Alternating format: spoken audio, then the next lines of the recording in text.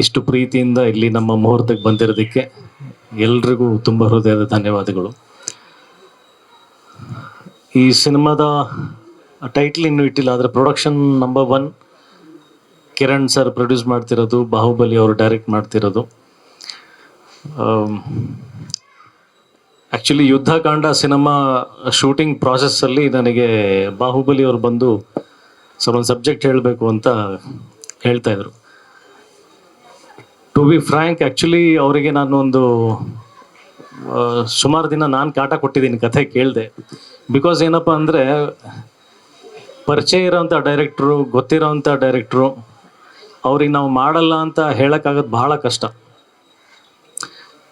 ಮಾಡೋಕ್ಕಾಗಲ್ಲ ಅನ್ನೋ ವಿಷಯ ಏನಪ್ಪ ಅಂತಂದರೆ ಅವ್ರ ಮೇಲೆ ನಂಬಿಕೆ ಇಲ್ಲ ಅಂತಲ್ಲ, ಬಿಕಾಸ್ ಅವರು ಅಸೋಸಿಯೇಟಾಗಿ ವರ್ಕ್ ಮಾಡಿದ್ದು ನೋಡಿದ್ದೀನಿ. ಸಿಕ್ಕಾಪಟ್ಟೆ ಟ್ಯಾಲೆಂಟೆಡ್ಡು, ಸಿಕ್ಕಾಪಟ್ಟೆ ಹಾರ್ಡ್ ವರ್ಕರು, ಸಿಕ್ಕಾಪಟ್ಟೆ ಪ್ಯಾಷನೇಟ್ ಆಗಿರುವಂಥ ವ್ಯಕ್ತಿ. ಸಿನಿಮಾ ಅಂತಲೇ ಇಷ್ಟು ವರ್ಷ ಓಡಾಡ್ಕೊಂಡಿದ್ದಂಥ ವ್ಯಕ್ತಿ.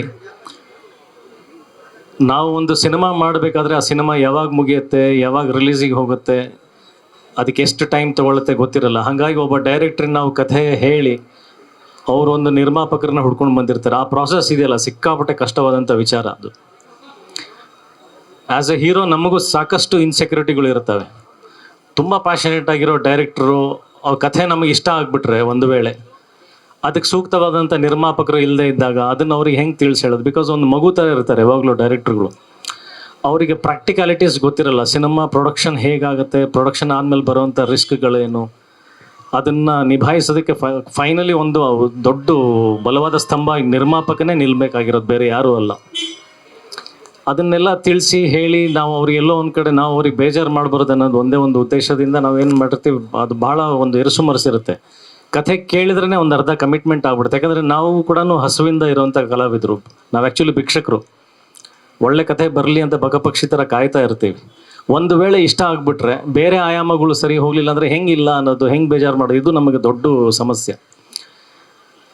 ಒಂದಿನ ಬಿಡುವಲ್ಲಿದ್ದಾಗ ಆಮೇಲೆ ಫೈನಲಿ ಬಾಹುಬಲಿ ಅವರ ಹಠ ಹೇಗಿತ್ತು ಅಂತಂದರೆ, ಒಂದಿನ ಮನಸ್ಸೋತು ನನಗೆ ತುಂಬ ಎಮೋಷ್ನಲ್ ಆಗಿ ಬಂದು ಕೇಳಿದೆ ಕಥೆನ.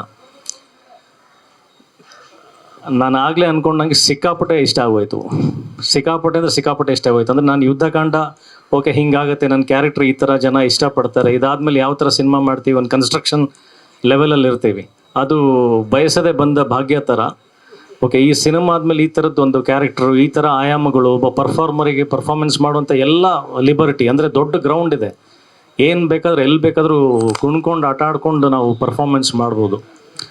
ಬಟ್ ಲಾಸ್ಟ್ ಫೈನಲ್ ಪ್ರಶ್ನೆ ಬಂದಿದ್ದು, ಈ ಥರ ಗೆಟಪ್ಗಳು ಇವರೆಲ್ಲ ಹೇಳಿದ್ರು 5 hours ಕೂತ್ಕೊಂಡು ನಾನು ಪೇಷನ್ಸಿಂದ ಕೂತ್ಕೋಬೇಕು, AC-ಯಲ್ಲಿ ಕೂತ್ಕೋಬೇಕು. ನಾನು ಒಬ್ಬ ನಿರ್ಮಾಪಕನಾಗಿರೋದ್ರಿಂದ ನನಗೆ ಗೊತ್ತಿದೆ ಅದು ಎಷ್ಟು ಟೈಮ್ ತೊಗೊಳುತ್ತೆ, ಆ ಟೈಮ್ ತೊಗೊಂಡಾಗ ಅದಕ್ಕೆ ಎಷ್ಟು ದುಡ್ಡು ಬೇಕಾಗುತ್ತೆ ಅಂತ. ಸೊ ನನ್ನ ಪ್ರಶ್ನೆ ಇದ್ದಿದ್ದು, ಬಾಹುಬಲಿ ಇದು ತುಂಬ ದೊಡ್ಡ ಸಿನಿಮಾ, ನಾನು ಇಲ್ಲಿವರೆಗೂ ಮಾಡಿರೋದಕ್ಕಿಂತ ತುಂಬ ದೊಡ್ಡ ಸಿನಿಮಾ, ನಿರ್ಮಾಪಕರು. ಸೊ ಅದ್ರ ಬಗ್ಗೆ ತಲೆ ಕೆಡ್ಸ್ಕೊಬೇಡಿ ಸರ್, ನಿಮ್ಮ ಹತ್ರ ಬರ್ತಾಯಿದ್ದೀವಿ ಅಂದರೆ ಅದಕ್ಕೆ ಎಲ್ಲನೂ ನಾವು ಕೂಡ ತಿಳ್ಕೊಂಡು ಸರಿಯಾದ ವ್ಯವಸ್ಥೆಗಳೇ ಮಾಡ್ಕೊಂಡು ಬಂದಿದ್ದೀವಿ ಅಂತ ಅವಾಗ ಕಿರಣ್ ಸರ್ನ ಪರಿಚಯ ಮಾಡಿಸಿತ್ತು. ಕಿರಣ್ ಸರ್ನ ಮೀಟ್ ಮಾಡಿದ ಮೇಲೆ ನನಗೆ ಸಂಪೂರ್ಣ ನಂಬಿಕೆ ಬಂದಿದೆ, ಈ ಸಿನಿಮಾ ಏನು ಅಂದ್ಕೊಂಡಿದ್ದೀವಿ ಆ ಸಿನಿಮಾ ಆಗತ್ತೆ ಅಂತ. ಅವ್ರ ಮಾತು ಕಡಿಮೆ, ಸ್ಟೇಜ್ ಫಿಯರ್ ಅಂತ ಹೇಳಿದ್ರು, ಬಟ್ ತುಂಬ ಟೆರಿಫಿಕ್ ಮನುಷ್ಯ ಅವರು. ತುಂಬ ಡೇರಿಂಗು, ಮಾತಂದರೆ ಮಾತು, ಒಂದೇ ಮಾತಿಗೆ ಹೇಳ್ಕತ್ತಮ್ಮ ಏನು ಮಾಟೆ ನಾ ಶಾಸನ ಮನದ, ಬಾಹುಬಲಿ ಪಿಕ್ಚರ್ ಥರ ಡೈಲಾಗ್ ಅವ್ರದ್ದು. ಸೊ ತಂಡ ಅಷ್ಟು ಸ್ಟ್ರಾಂಗ್ ಇರೋದ್ರಿಂದ, ಆಮೇಲೆ ಅರ್ಜುನ್ ಜನ್ಯ ಅವರ ಮ್ಯೂಸಿಕ್, ಸೊ ಈ ಡೈನಾಮಿಕ್ಸಿಗೆ, ಈ ಕ್ಯಾರೆಕ್ಟ್ರಿಗೆ ಅಷ್ಟು ಅದ್ಭುತವಂತ ರೆಕಾರ್ಡಿಂಗು ಬೇಕಾಗುತ್ತೆ. ಸೊ ಅಫ್ಕೋರ್ಸ್ ಇವರಲ್ಲಿ ಇರ್ತಕ್ಕಂಥ ಥಾಟ್ಸು, ಆ ಥರದ್ದು ಒಂದು ಪ್ರೊಡಕ್ಷನ್ ಕಂಪನಿ, ಆ ಥರ ಟೆಕ್ನಿಷಿಯನ್ಸ್. ಸೊ ನಮ್ಮ ಅರ್ಧ ಭಾರ ಮುಗೀತು. ಇಲ್ಲಿ ಒಬ್ಬ ಬರೀ ಕಲಾವಿದನಾಗಿ ಆ್ಯಕ್ಟ್ ಮಾಡ್ಬೋದು ಅನ್ನೋ ಒಂದು ನಂಬಿಕೆ ಬಂತು. ನಮಗೂ ಸಾಕಾಗಿರುತ್ತೆ. ಏನಾಗಿರುತ್ತೆ, ಎಲ್ಲ ಸಿನಿಮಾಗಳಲ್ಲೂ ನಾವು ಇನ್ವಾಲ್ವ್ ಆಗಿ ಭಯದಿಂದ ಇದು ಹೆಂಗೆ ಎಕ್ಸಿಕ್ಯೂಟ್ ಮಾಡ್ತಾರೆ, ಹೆಂಗೆ ಪ್ರೊಡ್ಯೂಸ್ ಮಾಡ್ತಾರೆ, ಪ್ರತಿದಿನ ಸೆಟ್ಟಿಗೆ ಬಂದಾಗ ಅವ್ರು ಹೇಳಿದ್ದು ಈ ಥರ ಇತ್ತು, ಇದನ್ನು ಹೆಂಗೆ ಅದನ್ನು ನಿಭಾಯಿಸ್ತಾರಲ್ವಾ, ಆ ಕ್ವಾಲಿಟೀಸಲ್ಲಿ ಇರುತ್ತೋ ಇಲ್ವೋ ಅನ್ನೋ ಒಂದು ಭಯ ಏನಿರುತ್ತಲ್ಲ, ಅದು ವೆರಿ ಕಾನ್ಫಿಡೆಂಟಾಗಿ ಹೇಳ್ಬೋದು. ಶೂಟಿಂಗ್ ಸೆಟ್ಟಲ್ಲಿ ಹೋಗೋಕ್ಕೂ ಮುಂಚೆ ನಮಗೆ ಅದು ಯಾವ ಭಯನೂ ಇರಲ್ಲ, ಅಷ್ಟು ವ್ಯವಸ್ಥಿತವಾಗಿ ಇರುತ್ತೆ. ಆ್ಯಂಡ್ ಯೋಗಾನಂದ್ ಸರ್ ಅವ್ರದ್ದು ಎಕ್ಸಲೆಂಟ್ ರೈಟಿಂಗ್. ನಾನು ಇವರು ಡೈಲಾಗ್ಸ್ ಹೇಳಬೇಕಾದ್ರೆ, ಸೀನ್ ಹೇಳಬೇಕಾದ್ರೆ, ಅಂದರೆ ನಾವು ಸಾಕಷ್ಟು ಮೀಟಿಂಗ್ ಕೂತ್ಕೊಂಡಿದ್ದೀವಿ, ಸಾಕಷ್ಟು ಚರ್ಚೆಗಳು ಆಗಿದೆ. ನನಗೆ ಪ್ರತಿ ಸಲ ಒಂದು ತಲೆ ಇವ್ರದ್ದು ಡೈಲಾಗ್ಸು ಸೀನ್ಸ್ನ ಎಂಜಾಯ್ ಮಾಡ್ತಿದ್ರೆ, ಇನ್ನೊಂದು ತಲೆ ಇವ್ರ ಬಾಡಿ ನೋಡ್ತಾ ಇರುತ್ತೆ. ಈ ಬಾಡಿಗಳು ಈ ಥರದ್ದೆಲ್ಲ ಡೈಲಾಗ್ಸ್ಗಳು ಹೆಂಗೆ ಬರುತ್ತೆ? ನಾವೆಲ್ಲ ಓಕೆ ಚಿಕ್ಕ ಹುಡುಗರಿದ್ದಾಗಿಂದ ತುಂಬ ಮಾಸಾಗಿ ಬೆಳೆದಿರೋದು, ಎಲ್ಲ ಪೋಲಿ ಆಟಗಳು ಮಾಡ್ಕೊಂಡು ಬೆಳೆದಿರೋದು, ಅದಕ್ಕೆ ಹೀರೋ ಆಗಿದ್ದು. ಬಟ್ ಈ ಥರ ಫಿಸಿಕ್ ಇಟ್ಕೊಂಡು ಆ ಥರದ್ದು ಮಾಸ್ ಡೈಲಾಗ್ಸ್ಗಳು ಅದೆಲ್ಲ, ಅದು ಒಂದು ದೊಡ್ಡ ಕ್ವಶನ್ ಇದೆ. ಯಾವತ್ತಾದರೂ ತಿಳ್ಕೊಬೇಕು ಫ್ರೀ ಆಗಿದ್ದಾಗ. But excellent writing, excellent team. ತುಂಬ ಕಾನ್ಫಿಡೆಂಟ್ ಆಗಿದ್ದೀನಿ. ಒಂದು ಒಳ್ಳೆ ಸಕ್ಸಸ್ ಕೊಟ್ಟಾದಮೇಲೆ ಜನ ಏನು ಎಕ್ಸ್ಪೆಕ್ಟ್ ಮಾಡ್ತಾರೆ, ಸೊ ಆ ಫ್ರೂಟ್ಫುಲ್ನೆಸ್ ಜನಗಳಿಗೆ, ನನಗೆ ಎಲ್ಲದಕ್ಕೊಂದು ಸಮಾಧಾನಕರವಾಗಿರುತ್ತೆ. ಒಂದು ಒಳ್ಳೆ ಸಿನಿಮಾ ಆಗುತ್ತೆ.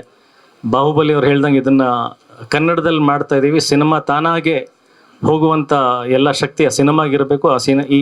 ಈ ಸಿನಿಮಾದಲ್ಲಿದೆ. ನಿರ್ಮಾಪಕರಿಗೂ ಆ ತಾಕತ್ತಿದೆ. ಸೊ ನನಗಂತೂ ಯಾವ ಭಯ ಇಲ್ಲ. ತುಂಬ ಖುಷಿಯಾಗಿ ಬಂದು ಈ ಸಿನಿಮಾ ಮಾಡ್ತೀವಿ. ಆ್ಯಂಡ್ ನೀವು ಹಿಂದಿನ ಸಿನಿಮಾ ಎಲ್ಲ ಸೇರಿ ಗೆಲ್ಸಿದ್ದೀರಾ, ಕೈ ಹಿಡ್ದಿದ್ದೀರಾ. ಎಲ್ಲರೂ ಕೇಳ್ಕೊಂಡಾಗೆ ನಾವು ಪದೇ ಪದೇ ಕೇಳ್ಕೊಳ್ತೀವಿ. ನಿಮ್ಮ ಸಪೋರ್ಟ್ ಇಲ್ಲದೆ ಯಾವ ಸಿನಿಮಾನೂ, ಅದು ಇವತ್ತಿನ ಪರಿಸ್ಥಿತಿಗೆ ನಿಮ್ಮ ಬೆಂಬಲ ಇಲ್ಲದೆ ಸಾಧ್ಯ ಇಲ್ಲ. ಸೊ ಅದ್ರ ಬಗ್ಗೆನೂ ಕಾನ್ಫಿಡೆನ್ಸ್ ಇದೆ. ಯಾವಾಗಲೂ ಒಳ್ಳೆ ಸಿನಿಮಾಗೆ ಜೊತೆಗೆ ನಿಲ್ತೀರಾ. So thank you so much.